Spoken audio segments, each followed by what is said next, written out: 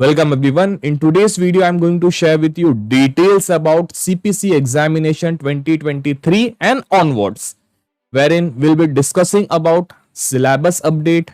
Second important point about the examination changes that have been conducted. So we'll be having a discussion on that, and also whatever questions, queries that were put forth from your side will be discussed in this video. If you are new to this channel, then do subscribe this channel for further more updates. First of all, important details about all the questions, all the queries that were put forth from your side. Wherein the first question was, I am from this department, I want to join medical coding. Can I? See, I've explained this part before also. No matter from which domain, which department you are, if you are interested in medical coding, then yes, things are available. But the problem is that जब आप medical coding को select करते हो ना, तो वहां पर आप लोगों को मेडिकल रिलेटेड क्वेश्चंस ज्यादा होते हैं. आप सिलेबस भी चेक कर लोगे, वहां पर मेडिकल रिलेटेड क्वेश्चंस ज्यादा होंगे. अब आप किसी और डिपार्टमेंट से बिलोंग करते हो, आपको मेडिकल की जरा भी नॉलेज नहीं है, तो आप मेडिकल कोडिंग में सर्वाइव नहीं कर पाओगे. कैसे करोगे? समझिए, मैं सर्जरी रिलेटेड क्वेश्चंस आएंगे, डाइजेस्टिव सिस्टम रिलेटेड क्वेश्चंस आएंगे, बहुत सारी चीजें के रिलेटेड जो रिलेटेड होती हैं मेडिकल टर्म्स. अगर आपको उनके बारे में नॉलेज है and you are having a bachelor's degree किसी भी डिपार्टमेंट में, then you are eligible. I repeat, if you are having knowledge related to medical terminologies and also having a bachelor's degree, then you are eligible. ऐसा नहीं है कि आप किसी और डिपार्टमेंट से हो तो नहीं जा सकते, जा सकते हो, बट आप वहां पे सर्वाइव कैसे करोगे? समझे, आपके आगे मेडिकल टर्म्स आएंगी, सारी की सारी चीजें आ जाएंगी, तो वो आपको अंडरस्टैंड करने के लिए डिफिकल्ट बनने वाला है. समझे? तो नो मैटर आप किसी भी डिपार्टमेंट से बिलोंग करते हो, if you are having knowledge of medicine, medical details, if you are having, you can understand whatever the medical terminologies are explained, then you can survive in medical coding. Got the point? Next important question, which is the best institute for medical coding certification? देखो, ये चीजें बताई नहीं जा सकती है. For example, आप में से काफी सारे लोगों ने पूछा था कि बैंगलोर में बेटर कौन सा है, मुंबई में बेटर कौन सा है, इंडिया में बेटर कौन सा है.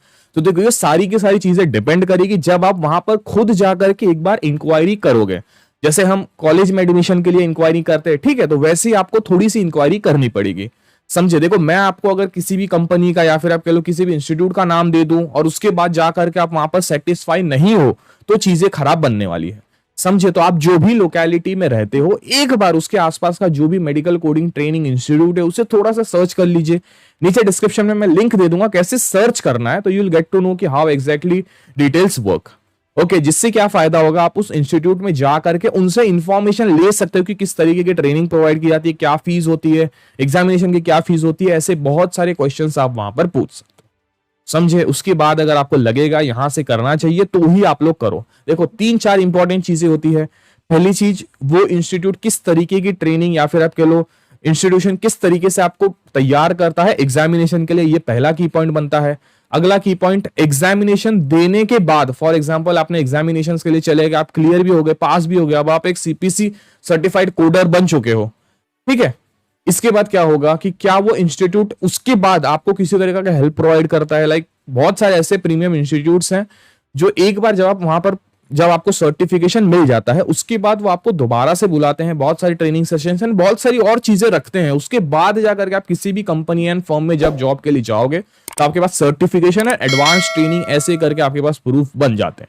समझे? तो ऐसे भी काफी सारे इंस्टीट्यूट्स हैं जो ये चीजों को भी ऑफर करते हैं.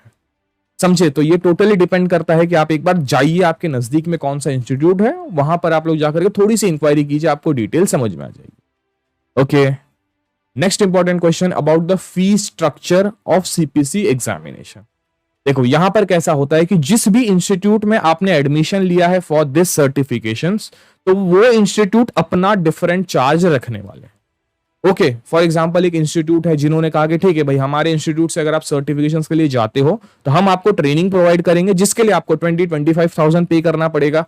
उसके बाद सीपीसी एग्जामिनेशंस के लिए आपको अलग से 48,999 या फिर अप टू 50,000 के करीब पे करना पड़ेगा फॉर दैट सर्टिफिकेशन.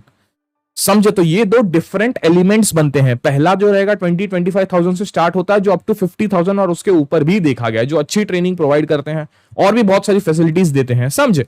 तो उनमें ऐसा भी होता है कि उनके अमाउंट्स बहुत ज्यादा जाते हैं. समझे? तो आपको थोड़ा सर्च करना है कि भाई कहां पर बेटर केवल आप पे स्केल मिलने वाला है, साथ ही में जो वो फीस चार्ज करने वाले वो किस तरीके की बनने वाली.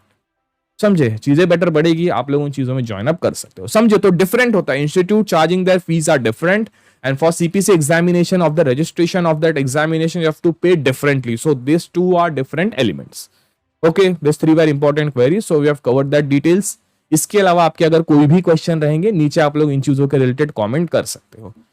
अब बढ़ते हैं about the breakdown of CPC examination 2023, जहां पर सबसे पहले इंपॉर्टेंट चीज है नंबर ऑफ क्वेश्चंस। तो कोडिंग गाइडलाइंस रिलेटेड 7 क्वेश्चंस बनने वाले हैं। इस सर्जरीज के अंदर 10,000, 20,000, 30,000 सीरीज में देखो 40, 60,000 सीरीज में 6 क्वेश्चन हर सीरीज के अंदर आने वाले हैं। समझे, इसके बाद आ जाएगा anaesthesia, radiology, lab and pathology, medicine, medical terminology, anatomy, तो ऐसे करके क्वेश्चंस को डिवाइड किया गया है। आईसीटी 10 सीएम के अंदर 5 क्वेश्चन, एचसीपीसीएस के अंदर आपको 3 क्वेश्चंस मिलने वाले हैं। उसके बाद आप लोगों को 1 आंसर पर क्वेश्चन के हिसाब से 10 कोडिंग केस स्टडीज दिए जाएंगे, real time coding case studies रहेंगे, जिनके ऊपर से आपको 10 मार्क्स के करीब चीजें अवेलेबल की जाएगी। समझे, तो ये रहने वाला है important breakdown about the syllabus. ये पूरा का पूरा डॉक्यूमेंट का लिंक आपको नीचे डिस्क्रिप्शन में साथ ही पिन कमेंट में अवेलेबल कर दिया गया है। अब इंपॉर्टेंट नोट फॉर एपीसी, जहां पर पहला इंपॉर्टेंट चीज है international certification exam will be converted to electronic format as per effective from Jan 3, 2023। तो जनवरी से चीजों को इंप्लीमेंट कर दिया गया है, जहां पर पहले हमें पेपर के ऊपर सारे के सारे आंसर्स करने थे, तो अब वैसा नहीं बनने वाला है। सारी की सारी चीजें अब आप लोगों को इलेक्ट्रॉनिक मीडिया के थ्रू ही चीजें करनी पड़ेगी। अगली इंपॉर्टेंट चीज है paper based exams and live remote proctored examinations will be no longer available. पहले कैसा था, कोविड काल के वजह से जो ऑनलाइन मीडिया के थ्रू चीजें कंडक्ट करवाई जाती थी, जो हमारा कह लो प्रोग्रेक्टर्स रहते थे, वैसी चीजों को यूज किया जाता, तो अब वो सारी की सारी चीजें हटा दी गई। अब उल्टा ज्यादा बेटर बन चुका है आप सभी के लिए। जितनी भी कह लो आप एपीसी के क्रेडेंशियल सर्टिफिकेशन है, वो सारी की सारी चीजें आप ऑनलाइन मतलब कह लो इलेक्ट्रिकल फॉर्मेट के थ्रू अवेलेबल की जाएगी। सीपीसी, सीआईसी, सीआरसी, सीपीएमए जो एक इंपॉर्टेंट सर्टिफिकेशन है, वो सारी की सारी चीजें बनने वाली है। अब यहां पर कैसे होने वाला, जो एग्जामिनेशंस हैं उसके लिए आप लोगों को रजिस्ट्रेशन करना पड़ जाएगा। फिर आपने समझो फॉर एग्जाम्पल कोई भी एक डेट सिलेक्ट कर ली है, ठीक है, अब उस डेट पर आपको उस इंस्टीट्यूट में विजिट करना है, वो ट्रेनिंग सेंटर रहेगा, वहां पर आपको विजिट करना है, और फिर ऑनलाइन जैसे कंप्यूटर लैपटॉप आपके सामने अवेलेबल किए जाएंगे, तो उसके ऊपर आप लोग आपके एग्जाम्स को कंडक्ट करवाना पड़ेगा। समझे, testing days will be available throughout the week. तो पहले कैसा था कि हफ्ते में 2 बार आप एग्जाम दे सकते थे, बट अब ऐसा नहीं, अब आपको पूरा वीक भर आप दे सकते हो। और यहां पर ऐसा भी फीचर बनने वाला है जहां पर 2 शिफ्ट बनने वाली है, मतलब मॉर्निंग में एक बैच आके एग्जाम देगा और फिर आफ्टरनून या फिर आप कह लो इवनिंग के टाइम पर एक और बैच आके एग्जाम दे सकता है। तो अब जो दिक्कत थी अबाउट अवेलेबिलिटी ऑफ सीट्स, तो वो सारी की सारी चीजें हट चुकी है। ऑप्शन टू परचेस आइदर 1 और 2 एग्जामिनेशन विल बी अवेलेबल, जो पहले था वो चीजें बनने वाली है। Coding manual references will be provided eight testing centres in India. तो भाई हमारे इंडिया में ये अच्छा है कि भाई कोडिंग मैनुअल्स एंड ऑल की अवेलेबिलिटी कर दी जाएगी। सिंपल सेम चीजें बनने वाली है। टोटल एग्जाम टाइम 4 घंटे बनने वाला है, मार्क्स 100 बनने वाले, पासिंग के लिए आप लोगों को 70% मार्क्स की रिक्वायरमेंट बनने वाली है। मोड ऑफ एग्जाम वो आपका ऑनलाइन बनने वाला है। देखो ये चीजें पर्सनली मुझे काफी ज्यादा बेटर लगी। पहली चीज तो ये कि आप अब एग्जाम्स के लिए आपको थ्रू आउट अवेलेबिलिटी कर दी जाएगी, और साथ ही में दिन में 2 बार अवेलेबिलिटी की जाएगी। तो आप मॉर्निंग में जा सकते हो या फिर आप आफ्टरनून सेशन में किसी में भी जाकर के आप अपने एग्जाम्स को कंप्लीट कर सकते हो। और ज्यादा फायदा क्या हो गया, सेंटर्स को इंक्रीज कर दिया गया। जैसे पहले थोड़े डिस्टेंस पे सेंटर्स थे, तो ऐसा नहीं है, अब आपके नजदीक में भी कोई ना कोई सेंटर पिक करके वहां पर आप लोग एग्जाम देने का मौका मिल सकता है। समझे, अब इलेक्ट्रॉनिक मीडिया हो चुका है, तो काफी ज्यादा जो एरर पॉसिबिलिटीज थी वो कम होने वाली है। पहले कैसा था कि हम कोई आंसर टिक करते थे फिर उसे मिटाना पड़ जाता था और दिक्कत होती थी, तो अब ऐसी चीजें नहीं बनने वाली। समझे, तो चीजें काफी ज्यादा बेटर बन चुकी है पहले से। बट आपको इंपॉर्टेंट ध्यान रखना है about the breakdown CPC examination के सिलेबस है, उनके बारे में डिटेल्स जाननी पड़ेगी। Further in videos will be discussing about what are questions asked, तो इंपॉर्टेंट क्वेश्चंस, फिर ऐसे बहुत सारी चीजों को फर्दर स्टार्ट किया जाएगा। जस्ट कमेंट डाउन बिलो आपको किन किन डिटेल्स के बारे में इंफॉर्मेशन रिक्वायर्ड है। मेडिकल कोडिंग रिलेटेड जॉब्स की भी अपडेट प्रोवाइड की जाती है, तो जो check the description, you will find every details available over there. आज की वीडियो के लिए बस इतना ही था, मिलते एक और नई वीडियो के साथ, तब तक के लिए टेक केयर, जय हिंद।